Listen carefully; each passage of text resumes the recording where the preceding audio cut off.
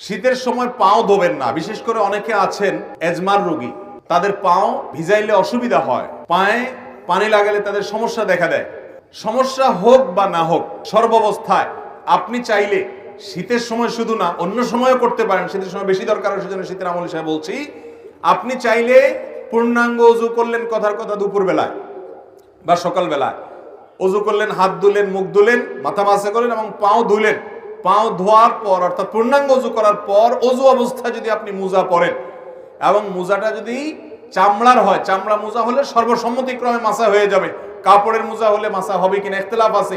তবে আমাদের আজকাল যেসব মোজা পাওয়া যায় একেবারে পাতলা, পরলে পার ভিতরে ফাঁকা দেখা যায়, এটা পরে নরমালি হাঁটা যায় না অনেক দূর পর্যন্ত, এগুলো তো মাসা কোনো হওয়ার কোনো সুযোগ নেই। তো যাই হোক, আপনি যদি ওযু করার পর এরকম মোজা পরেন তাহলে সেক্ষেত্রে সেই মোজা পরা অবস্থায় আপনার বাড়িতে অবস্থান থাকাকালীন করলে 24 ঘন্টার মধ্যে ওই মোজা খোলা ছাড়া আপনি ওযু করতে পারবেন। কিভাবে?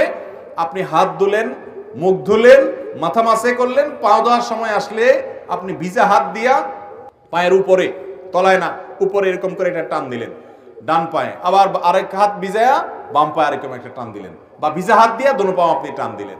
তো এইভাবে মাসাহ করার মাধ্যমে পাও ধোয়ার কাজ হয়ে যায়।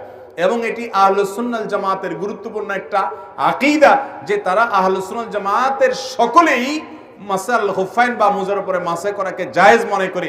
নবী করিম সাল্লাল্লাহু আলাইহি সাল্লাম মাসাহ করেছেন, আলী রাদিয়াল্লাহু তাআলা আনহুকে নির্দেশ করেছেন, বিধায় মোজার উপরে মাসাহ করলে সওয়াব কোনো কম হবে।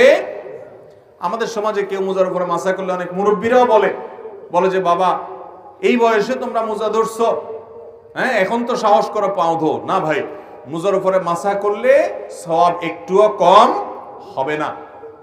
তো শীতের মৌসুম বিশেষ করে মোজার উপরে মাসাহ করা আমলটি করা যেতে পারে। অনেক মুরব্বী আছেন, অনেক অসুস্থ মানুষ আছে, এজমার রোগী আছে, কষ্ট হয়, তারপরও সে মোজার উপরে মাসাহ করে না জানার কারণে। তো ভাইরা আমার, মোজার উপরে মাসাহ করা যায় চাইলে, অন্য সময়ও করা যায়, শীতের সময় বেশি দরকার, সেজন্য শীতের মাসালা হিসেবে বললাম।